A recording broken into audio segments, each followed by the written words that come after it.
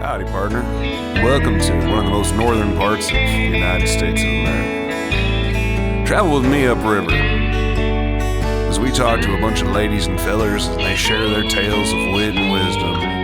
That's right, it's time again for Skagit Storytellers with Liz Rankin.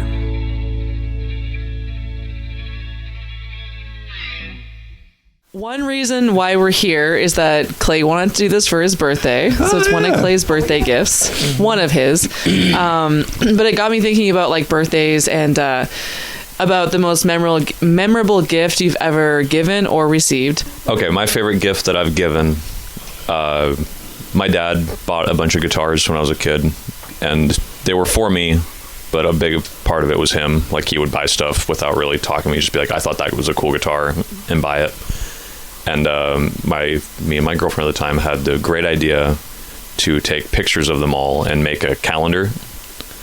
And so we would like go to his house when he wasn't there and like basically steal them and take them to where I worked at the music store. And they had like a picture room that they used for selling stuff, and set them up and take pictures and did them all. And then I gave him the calendar, and I had to tell him that they were his guitars. Like, he was just like, oh, this is a cool guitar calendar. He's like, I was just like, do you recognize that one? And he's just like, I was just like, that's yours. All those are yours. And he was just like, oh, and he just like, thought it was so rad. Such a great idea. It was, I was proud of that one. Yeah. It's like the only gift I can even remember that I gave someone. So it's probably the one I'll have to give. Give us all the gift of friendship, Charlie. Oh, thanks, buddy. There was a long time where Emma and I had discussed like not getting married. She wanted to, but I had like, she's my like first super serious partner after my first marriage. And one time we were having like a birthday party for me at Farmstrong, and it was in the back room, and we were just playing Jackbox games. And then Emma knows that I'm like not a fan of sweets at all. Like, I don't have a sweet tooth whatsoever. And then like we're all just sitting playing games, and all of a sudden like I hear this like happy birthday starting me song, and she comes around the corner with this giant cake that's made of cheese. It's a cheesecake, and it was just like layers of cheese shaped as a cake with candles in it. And my friend Becky just like was standing right next to me. She goes, that's wife material. I'm like, I know. Don't fucking do it. Fucking do it. That was that was a great one. But the best one my parents ever gave me, my dad surprised me. He told me he really needed help working when he tested fire systems. But back when I was 13, he said he needed help down in like Tacoma, and I needed to come along. So he had signed me out of school for like 2 days. He's like, I need you to come along and help me out. And I'm like, I don't know if I can. He's like, my work asked, I want to take you along because I need the extra help, and we can't afford it. And it was like we're in his work van at like 7 a.m, like 4 a.m, and I'm like fast asleep. I slept the entire way there. When I wake up, we are at the SeaTac airport, like in the parking lot, and I'm like, what are we doing? What is this place? He's like, it's the airport. I'm like, why? He's like, yeah, the job's at the airport. I'm like, okay, still groggy. And I go through the entire like check-in process, and like assuming like we have to get past like airport. My dad had tickets. He had packed like my suitcase for me and like his suitcase, and like checked them all in. And it was not until we were like boarding the plane where he still didn't realize that I didn't get it. Like, I thought we were still like just working. I was just along for the ride. And he's like, we're getting on the airplane. And I've always been obsessed. I wanted to be a pilot since I was like little. And I'd never been on an airplane before. That was the first time. And then he told me, he's like, well, it's your birthday. It's your 13th birthday coming. I'm like, yeah. He's like, so I thought we'd go to Magic Mountain for a few days. So we flew out, and because I also loved roller coasters, and just got like a little hotel next to Magic Mountain. My dad we flew out, got a rental car, took me and him, and went to Magic Mountain for 2 days. And just like that full surprise, like that I love that as those things where people have like put like what you did, like when people have put in like that thought, and just like you can just release control. You're like, what, you're doing all of this? And like, I've thought of everything. Yeah, just hang out and have a great time. So. Yeah, when you realize there's so much effort that went into it. Yeah. I've never given a gift though, so I don't have another story. I was going to say, As far as he was gonna say, yeah, I've never received a gift from no, some of the most thoughtful gifts I've never thought as pictures as gifts, like before. Yeah. But Clay has an impeccable ability of capturing moments with pictures, or seeing a picture of all of us maybe in a moment. And he gave me a picture of, what was it, me, you, Charlie, Savannah, Brittany, Jack, I think. Yeah. And that was one of the first photos I ever got for a picture, and it was just like, dude, that was like such a good moment. And I was like, I didn't even know that. Facebook pictures, you don't really realize the quality of like having like a physical object that you can put on your wall, and you're like, that's something that stands for a moment in time. That's badass. But, didn't know that meant that much yet. Yeah, no, any gifts mean that much to me. I don't do gifts normally. Like, I don't expect gifts ever. Like when you guys both bought me birthday presents this year, I was like, what the fuck? When's their birthdays? When I graduated high school, a family that was like my second family, like I call Randy mom number 2, the DeVrieses, you know the DeVrieses. I was 18 years old, and my family was like, we were like really, really poor. But the DeVrieses, regardless of what they make money-wise, had the means to... He had the 72 Chevy pickup, and it was just like, that's my favorite generation of Chevy, 67 to 72 pickup, specifically the honeycomb grill. And he had this blue 72 long bed with a straight 6 and a 4-speed manual transmission in it. And when I was graduating high school, he's like, hey man, you graduated. He's like, hell yeah, good job. Like, it's, graduating's not easy for everybody, especially people with, that are always moving around and stuff and blah, blah. Anyways, he's like, yeah, so, and he just hands me a pair of keys, and I'm like, what's this? And he's like, it's keys to your truck. And I was just like, gosh. Oh, goodness. And yeah, so I just cried and drove, got in the truck. I loved that truck so much because it was a 4-speed, but it's technically a 3-speed with the granny gear. And so you put it in granny gear, and it goes like a half a mile an hour. I drove that truck for like 3 years and never had any clutch issues because I never used the clutch. I just floated the gears, and now I'm a truck driver, and that's all I do all day long. But yeah, he gave me the truck, and I've since got rid of it. I did sell it, but I've always used it to move up in vehicles. And I mean, that's pretty much like that turned into a vehicle that traded up until now it paid for a down payment on my truck that I'm driving now. And so it's always just kind of moved its way up. That's awesome. I got one of those from Andrew from the Enthusiasts like yesterday, just out of nowhere, and I called him. He's like, hello? And I was like, are you worried about me or something? He called like, you, or you called him? No, I called him because he okay. texted me, just something like a random text out of nowhere. And it was just like, hey man, I was just thinking about you, and I want to let you know that like, no matter what you do, I wanted to let you know that watching you with your son is really inspiring to me. I think you're a fantastic dad, and no matter like what you do or produce in this world, you will always be enough. And then it was just that, like, just random. And I called him. I was like, "You think I'm gonna kill myself or something?" And he's like, "No." I was like, "Why did you send me this?" He's like, "Just because I felt it." And I was like, "Okay, well, thank you. That was very sweet." But I was like, "Yeah, my defense." I like we're being all very sweet and emotional as well when we're like the most sarcastic. Well, I figured it would have it's a went good off the rails balance. a while ago. I'm really excited to hear about Cody's gift, though. Ooh. I'm gonna say something here. Oh. That one of the best gifts I ever got was honestly when I let Clay listen to the album, Where the Fork Fears Left, and he just sent me, like, out of the blue, the artwork that ended up being the Where the Fork Fears Left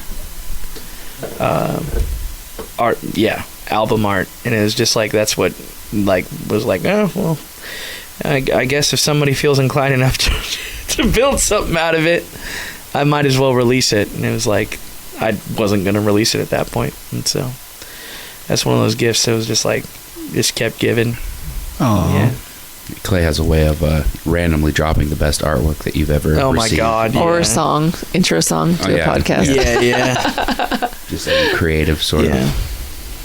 Well, it's the spirit of this whole thing, right? Yeah. Like, as we continue on in these like little groups, like one of the things I find absolutely lovely is just like everybody I know is so crazy talented, and it's my favorite thing to do is like I love shedding light on it. Just like, I mean, that's your whole podcast thing is like getting to like the amount of insanely talented people that are just near you at any given time, and you never know like what they do. And my thing is like when my crazy talented friends are creating awesome stuff then that I can't do, like, and but I want to be a part of it, and I want to support them, because if I see them like, oh well, this inspires me to do this because this is how I feel, like this quality of what you're doing, this is the best I can attach like my love for it through quality. Does that make sense? Yeah. Like when I see like the gifts that you guys are giving out, it's just easy for it, just I get inspired.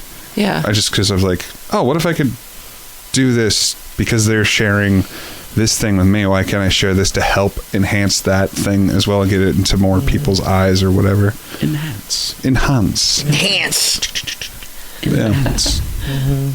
Yeah. Well, I'm glad, buddy. Thank you for saying that, Cody. Liz?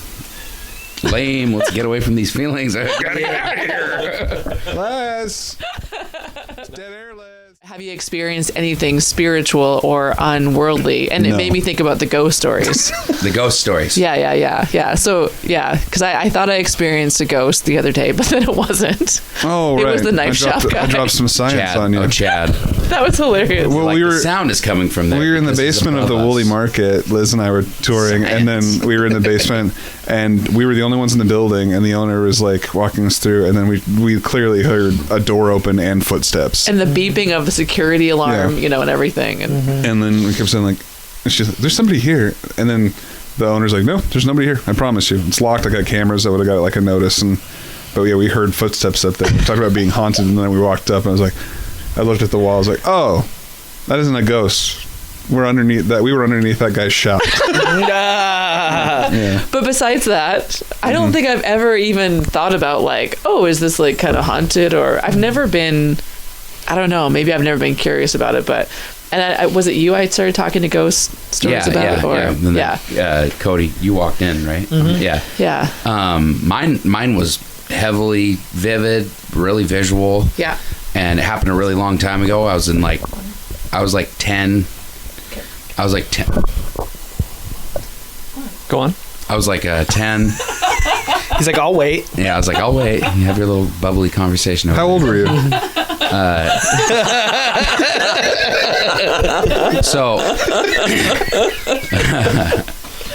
So what's this? Is the ghost story, right? Ghost story. Yeah. You were 10. All right. Yeah. So I feel like we should just change subjects. Let's just No, I want to hear it. some. It's the setup. Is killing. It's very fun. at the setup, like I feel like this story is going to be underwhelming now. So we lived at the very end of a long hallway. The house that we were in, I should probably describe first, is a really, really old house that used to run right along the railroad tracks in Lyman. And it was actually like a depot for a short amount of time. So there's a lot of history attached to it. A lot of people have been in and out of there. And so the layout of the house was, you'd walk into like an entry room, or Clay has a fancy word for it. Foyer. Yeah. And Maybe rotunda. yeah, exactly. And so you walk to the end of that, and it tees on a hallway, and to the right is all the bedrooms. There's 2 bedrooms, one on each side, a bathroom, and then our bedroom was at the very, very end of the hallway. The house was pretty long, so like the whole hallway was probably like 50 feet long. And then on the other end of the hallway, if you were to turn around from the doorway of the room and walk all the way to the other end of the hallway, you'd walk past the foyer, and then you'd walk to another T into the kitchen, and then at the end of the kitchen to the left, there was a door that went down to our basement. And the basement's where we did laundry. It's where we had all of our canned goods. Like, it was root cellar / basement, and it ran the whole length of the house. Rituals. Yeah, all that.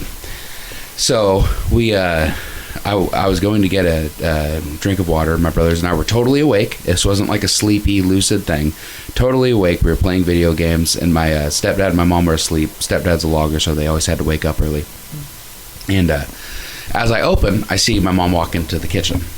And she always wore this really long nightgown, long sleeve with little blue flowers on it. And I thought I'd seen the blue flowers and everything. And so I'm like, Mom's in the kitchen. You know, immediately I'm like, oh, maybe she's cooking food. And so I chase her down, and I get into the kitchen, and Mom's not in the kitchen. And I was like, okay. So I'm like, maybe she went to do laundry.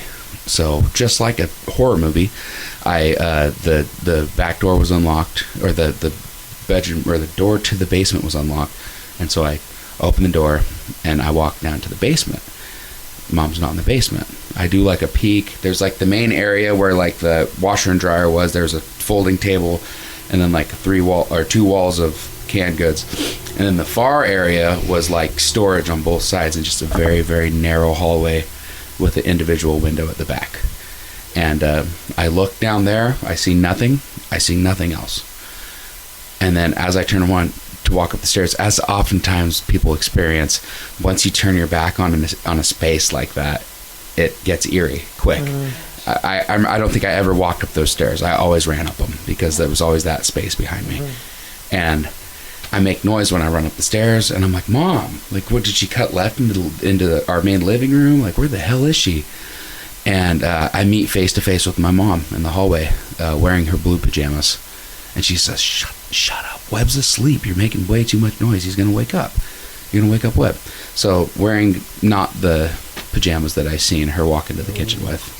And I actually didn't see her face walking into the kitchen.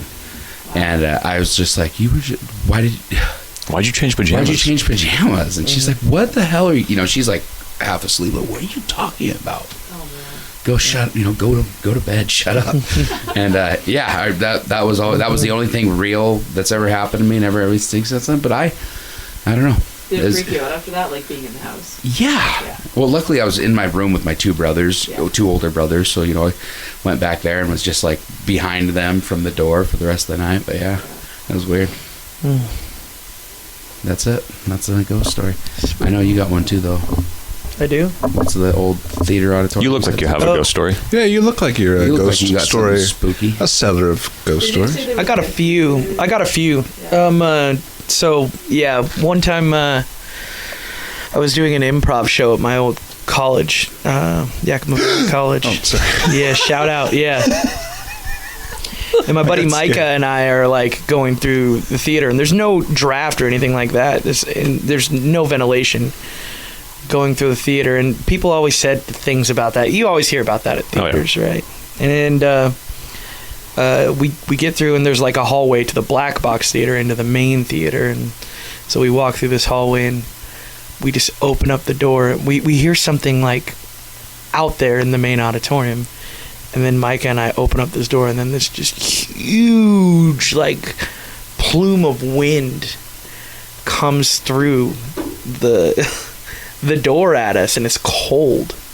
And I was like, did you just feel that? And he's like, yeah, I did. And I guess, like, a few days later, like, the music director was, like, hearing knocking, and he'd, like, knock back at him and knock back at him, and yeah, so just little things like that, and in that's that a pretty theater, big thing, actually. Yeah. Just little stuff. Yeah. The usual. And but another time, I was camping out by the Natchez River in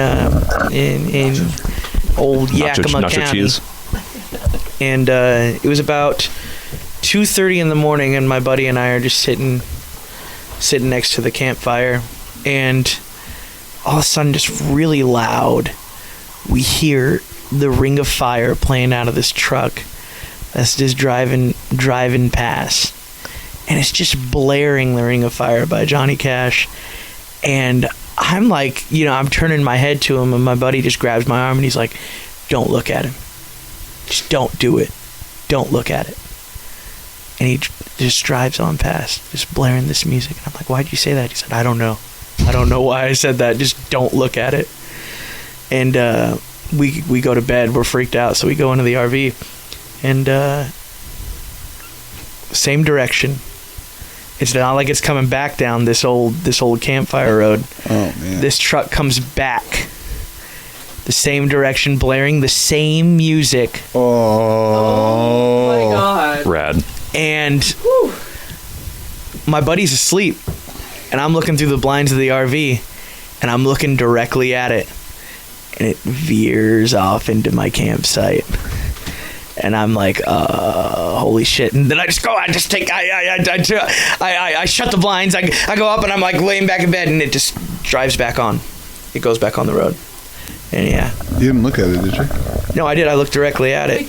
And it pulled in his campsite. That really happened. No, yeah. he said don't look at it.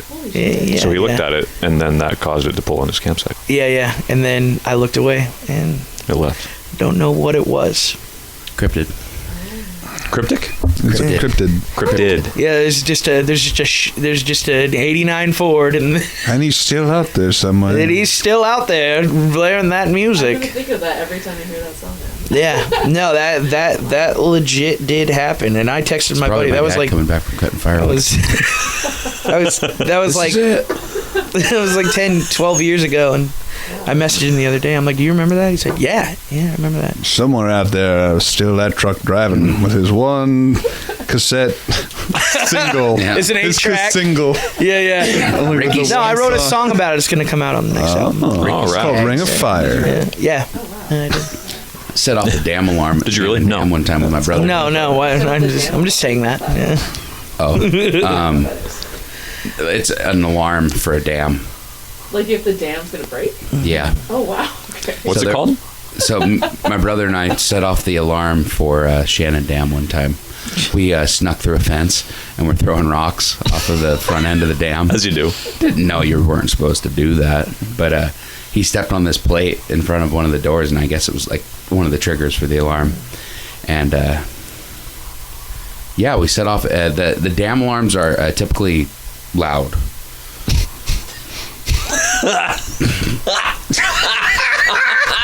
Nice. Yeah. So it went from being like Hell yeah, all you could hear is rocks echoing down like the front of the dam to being like you can hear that thing in town. And me and my brother are on the dam when it goes off. And I remember just my heart, just I could feel my like little 8-year-old heart just beating so hard that it was hurting. And we ran to my dad's truck and laid down in the bed for like waiting for the cops to come. You know, obviously the cops are coming. Nobody ever came. But yeah, I don't know why that story just came up. American It was great. infrastructure, everybody. If you're It's listening, right around where Hockett's stomping grounds. Like right there. I mean, concrete. yeah, Shannon Lake, Devil's Tower.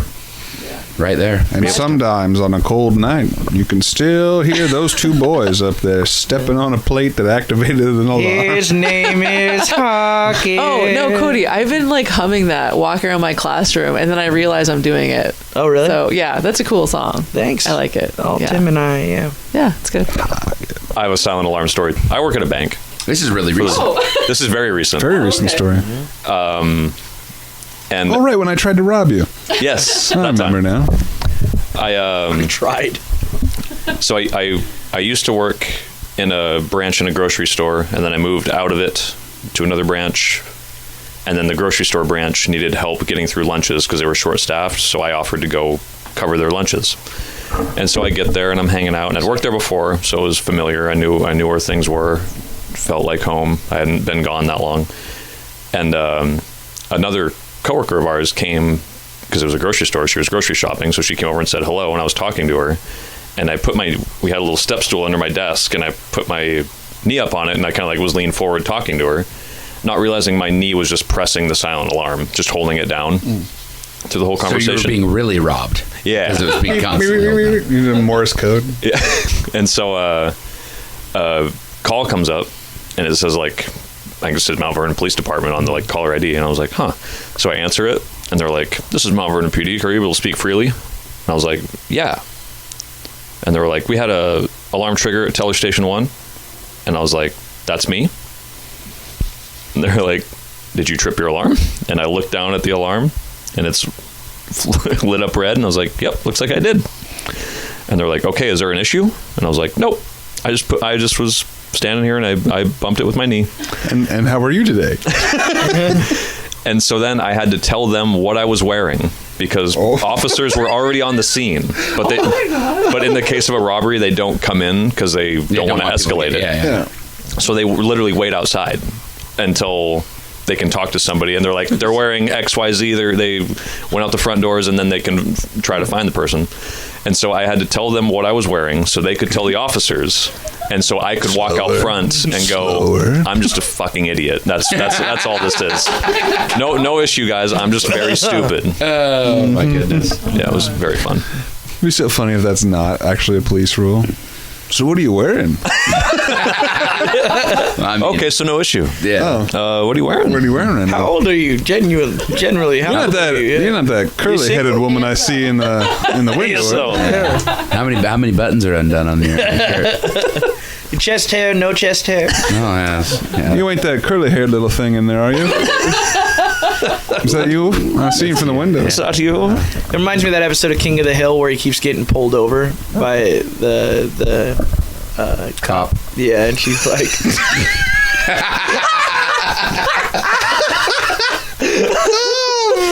The ladies are just. oh man, What's that word? Cop. yeah, that guy. Thank you, Wes. Pulling over at least. Oh man. By the man with the gun, the badge, he's in a One of he's in a blank car. What are they called? Never mind. No, go. Go and talk. King of the Hill. Come on, Go, we King want of the Hill. It's not very good. It's not a big. I mean, Cody. Cop. Our fearless leader has left us. Now what do we do? Cody. What did What? four boys do? So you tell your story. When we Mom were leaves. just having fun. We were at a tangent. No, I know. I'm not Just mad. just cite the episode and scene. and we'll Okay, check it so out later. the lady pulls over Hank, Yeah. and she's like, "Ooh, yeah, I like you there, partner." And then she frisks him. She's like, "Is that what you like?" And then he's like, "Oh, I'm married," you know. And so, yeah. And she keeps doing it. She keeps doing it. She keeps pulling pulling him over and trying to like get his look at his license and all this stuff, get Find his his information, address. and then she pulls over Peggy and is like, "Do you think you could compete with this, huh? Huh?" Like makes her go up on the car to get frisked, and then she like sits up next to her. And she's like, "If you think you could compete with this," yeah. Goodness. I love King of the Hill. Me too. That's so the good. greatest show. I'm not gay. I sell propane. Yeah. One of the best lines. on Oh TV my ever. gosh. Yeah. El Presidente. Yeah. Oh man. I don't think I've seen that show. Ever? Really? Maybe like an episode and a half. Oh, dude, Oh, you dude. would love it, Clay. It's so good. This the one where the neighbor is cooking on charcoal, and they don't know why the burgers are the best. They don't know why they're the best burgers they ever had. And he's just sitting there doing everything that Hank doesn't do. Yeah. Like he's using charcoal, he's flipping the burgers and smashing the patties, and Yep. he's just And they're like, watching- "Oh my God, Bobby, this is freaking charcoal!" And they're like going into the house and like burning their clothes. Your dad'll smell it. it's either Hank or somebody else that has like a little charcoal grill, like one scene in the episode, like hidden on their back porch. Yeah. Like go back and they're like Yeah, secretly like just grilling on charcoal. right. And at the end, Well, I guess I don't have to see it. Hank has to. Hank has a charcoal grill and a gas grill, and he's like, "Okay, Peggy, you can make your choice." He cooks her a burger on the charcoal grill and on the gas grill. You can choose charcoal or me. You were in big time. what, Yakima? No. No, I was in selling- You weren't Richland. even- Were you selling cars 5 years ago? Yeah, yeah. No, I was getting out of college 5 years ago, but I was getting back into the car business. I think in 2019. So, yeah, close to 5 years ago. Like, could you imagine that this is where you would be right now with these albums and? No, definitely not with as many projects as active as Clay and I have been. Making art and like pushing art and just always thinking about it and being exhausted over it and wanting to do more. Like that's kind of the interesting aspect of being like a working artist, if you want to, in quotations. But no, like 5 years ago, I was like, I'm gonna make my boat in the car business, and then I'm gonna get out. That was the plan, and do something. And no, just find out that you hate it. And it's interesting because, like, I don't know if you guys are going like this perpetual like cycle of like, this is who I am now. I've grown to be this person, you know what I mean? And then like 3 years later pass, and you're like, no, I'm not that person, or the person that I want to be has completely changed, you know? I could say 5 years ago, just I guess my overall mentality of my goals in life were completely different. I didn't have a child. I wasn't diabetic. Lazy Acres was just starting, so I was like, this is going to kick off any day now. You know, we're on the way already. And yeah, I don't really know, you know, just fatherhood and professionalism. And I know that my group of friends has what we have here as far as friendships and support system has grown a lot, which is really, really weird and cool at the same time. I feel like, as far as growing as a person, once I got, right when fatherhood hit, the entire thing changed. Because rather than the world revolving around you and the person that you love, all of a sudden it's like nothing matters, you know, and you're like, I could care, you know, I care about all these people individually, I care about everything individually, and at the same time I care about everything. And then you have a child and you're like, I care about one thing primarily, you know, and then obviously everything that falls under the veil of like making sure that they grow up. I used to think that people that had dogs could love their dogs as much as a parent loves a child. And after Sonny was born, I was like, I would light my dog on fire. Welcome to Light Your Dog on Fire. I'm Clay Christopherson, and this is Mr. Ghost. We've been tricking you this whole time. Welcome to our show. Are you gonna light your baby or your dog on fire? Hootie. One man, one choice. Anyways, Clay, what's changed for you in 5 years? Yeah, like everything, man. On the topic, like when you were talking earlier about the trying to find the person you want to be, or like I'm this person now, or like on this journey to be. I don't know about. I don't know if I want to be in a place where you're not constantly evolving. Because I've looked at that, and I'm excited. Like, I look at the past, and the older I'm getting, the better I've been able to compartmentalize segments and the stories, and I feel bad all the time for like not being able to remember people's names, or like specific memories and things in that, and it's always hard for me, but as I've been okay now in the last 5 years of accepting these chapters and broader themes of it, like looking at your life in the sense of like, well, this was like, okay, so this little section here was like creative expanse, and this little section right here, like within this story, we see that Clay has learned the dangers of self-centeredness, or you know, like it's all these stories, and I don't want that to have an ending that is. And then Clay found out that he enjoyed playing Enter the Gungeon for 5 hours and hanging out at the house while dabbling with creative projects. His son grew up, went to college, had a great time, and they lived happily ever after, and about the age of 72 died of natural causes in his sleep.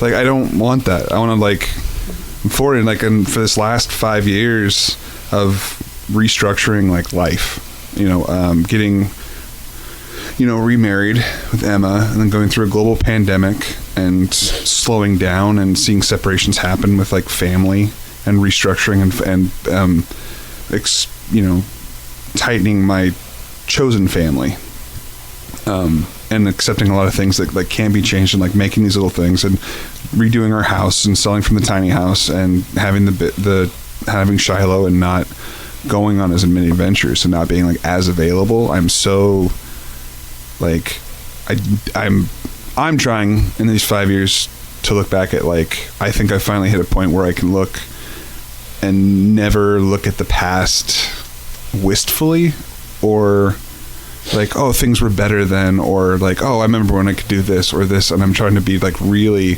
looking at like, I wonder what this chapter is gonna be, and when this one ends, like what the next one is gonna be, because it's just in 5 years, like how much have we all lost? Like family members, like to either differences in beliefs or things that happen where you don't speak anymore, or to actually losing them to death. Jobs, things you help build, and then you're just one day it's just gone. Legacies, things like that. Like you've put so much into this, whether it's like a marriage or a job or a friendship or an art project, and you go like, I put so much into this, and when you're on the back end of like looking at that, to be able to accept like right now what we're loving could end in a second. What we love doing and what we're enjoying and the things we're building and this the relationships you're doing around through the city, like or like through the area, and all of the collaboration and stuff like that is like it will be the past so soon. And I've been like looking at me like having these goals we can achieve, and no grand plans or grand pictures, just be like, I want to do this, and when I get here, great, because I know I can do that, and I'm not going to think about like, because if I do that, I'm going to be here, and if I do that, then I'm going to get here, and if I do that, then I'm going to get here, because there's just been example after example in life of that not being the case. Yeah. I used to like Sugar Ray. Every morning there's a Sorry about the rant. Well, I'll tell you, just was a good one. One more thing from me. I remember starting out just 3 years ago during the pandemic, thinking I'm gonna just, I quit my job, I'm gonna do a music career, and then getting in the throes of it and just fucking being absolutely miserable, and thinking about like college and all that stuff, and thinking like those were the best years of my life, those were the best days of my life. And it's like looking back at like a time like last night, it's like with that perspective of like life behind us and knowing that X amount of time is before us, so you can honestly say it's like these days right now, being amidst of it, you can appreciate it more, because you could say these are the good days. And yeah, I was freaking scared that I'd never see like a day like that again. And it was like, yeah. I was gonna say I really appreciate people like Steve Chambers. Absolutely. Because like when you were saying, like that night was so special and important, and we take pictures and we talk about it, but like he's so good at like stopping and being like, okay, we have to like really collect these moments. Like it's an opportunity for like a physical copy of a memory. He's a living historian right now. Like, we get to watch this. I really want to go to his house. We need to go to his house. We should do that. Yeah, you know where he lives. I do. I was gonna ask when you too. listen to this, we came to your house in about an hour, and we had the best time. Danced the night away. You cooked us a steak that was just charred through. A sloppy steak. Yeah, we poured water on it. Charlie got into it first. We put our greasy fingers all over your precious heirlooms, and then we hugged you and we licked each other's fingers off. And then it just turned so sexy, Steve. We went for minutes, Steve, all of us. Minutes of joy, Steve. Minutes and minutes. Hey, Charlie, I would love to hear your 5 years. My 5 years. By Charlie Krangle. I had a thought after Clay finished talking, and I think it left. Oh, I'm sorry. It's okay. Damn it, I did. No, it wasn't your fault. Also, I want to really apologize. If anyone can hear Charlie and I laughing in the background of Liz's story, where she's talking about her runner friend, I am so sorry, because that was great, and I was listening to you, but Charlie turned to me and went, What's new, Pussy West? Oh. We'll play on Tom Jones. Yeah, nice. Like, just so, like, I was sitting here choking back, what's new, Pussy West? Like, in my heart. Where are you? I love you. So sorry. I had to. If you want to take a minute to remember it, I was going to read something. Oh no, I think I have it. Now that Wes is gone. 5 years ago, so I've been actually reflecting on this recently, but I kind of spent my whole childhood and life not really knowing what I liked and like what I wanted to do. Like I started working at the music store. Like I knew I liked guitar, and then like every relationship I established after guitar was like a direct result of that. Like every girlfriend I had saw me at a show. Every friend I made was another musician, you know, and I'm saying this in a room full of people I met through music, you know, like it's been my whole life, but back then it was kind of like the thing I found my value in, and I'm kind of just now coming around to having other things to offer and like realizing that and accepting that, because I never really did growing up. And you know, I was at the same job for 10 years. I started in high school, worked there, and then the pandemic, that went away. And then I went to California with Mary, and then just like did nothing for 2 years and had like the worst time. And I don't talk about it much because it's not fun to talk about, but it was like a literal, not rock bottom in the sense that, you know, like there was nothing bad happening. Like there was no drugs or like nobody was in danger. Like it was, but selling yourself for heroin or anything right. like that. Yeah. But it was just like daily misery and having nothing to look forward. You wake up and be like, oh, I got nothing again today for the 90th day in a row. And here's to, you know, 400 or 500 more.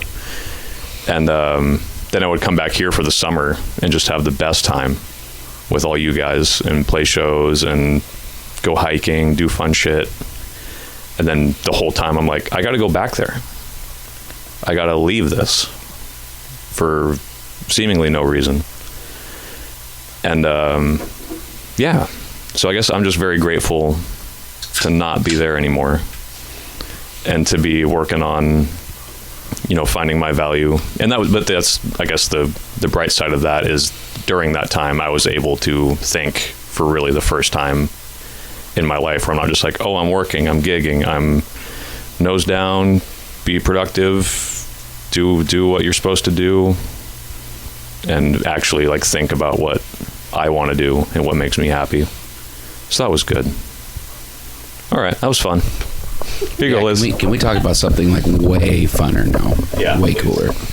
I thought that was awesome. Sharing. No, that was awesome. Yeah, yeah. Love you, Charlie. I liked it. I know you did. That was good. Actually, Clay and I were talking about this on the way here, quite literally. So I picked him up, and can't remember what sparked it initially, but we were talking about how we appreciate each other's friendship, like we do. And I was making fun of you for going the wrong way on the road. oh yeah, that's right. That was it. That's how it started. Wait, you went the wrong way? He was about to take a left towards Mount Vernon. At the end of Gunderson. Because that's where I live. Yeah. And I was like, where are you going, bud? He was like pulling out about to pull out. I was like, where are you going, bud? And I was like, He's home. I'm going right. He's like, go ahead and go north on the line and bully.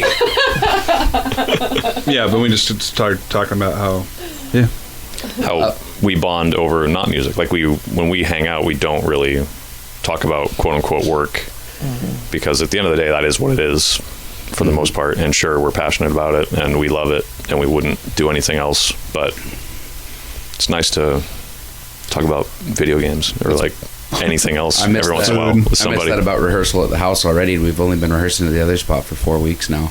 I know. But like we changed the location and it's straight work. Like when we get there, it's awesome. The productivity is just actually happening now. But when we used to go to the house, we would just sit there and just cry laughing. Just cry laughing the whole time. And not play music hardly at all. We play three songs, call it good, you know? I'll tell you what, that day that I came there, though, and recorded that video was freaking awesome. At my place? Yeah, that was rad. Yeah. Yeah, I remember just being like, "Can I? Can Cody come by? I think he's just gonna do some like, I don't really know what he's gonna do." Like, And I was like, I don't know Cody, but sure. Yeah, he's like, I don't know Cody, and then Carly's like, video, you know? She's like, oh, it would have been, you know, thanks for letting me know. You know, could have put on some makeup or. Oh yeah, Carly looked hideous in that. Oh, no. Yeah. She's like, I'm not wearing. I was like, dude, people see that video and they see the most beautiful thing in the world. Like us, like, and he, like, we didn't even know that he was shooting. I didn't understand Cody's video. You got to keep an eye on him because.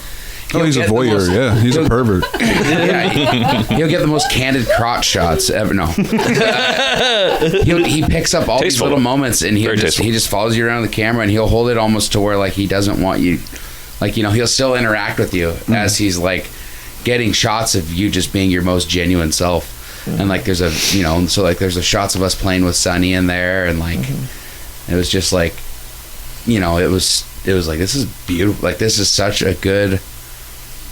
It's so artful, like it's such an art form. It's nuts.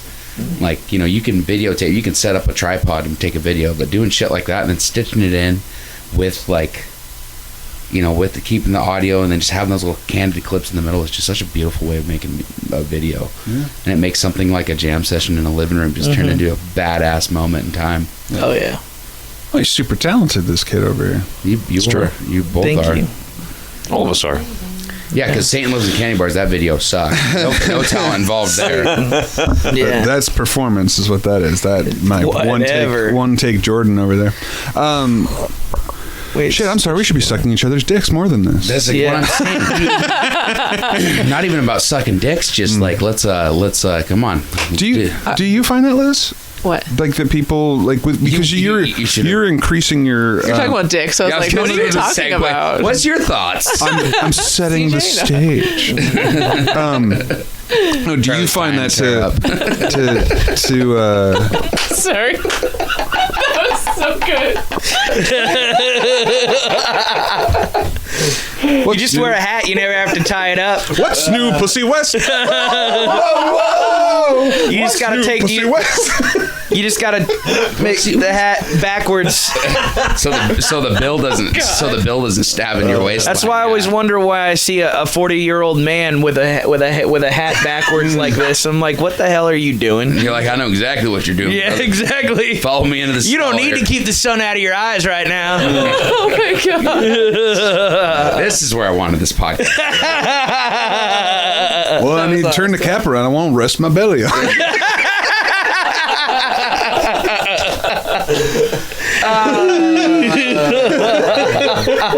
Yes.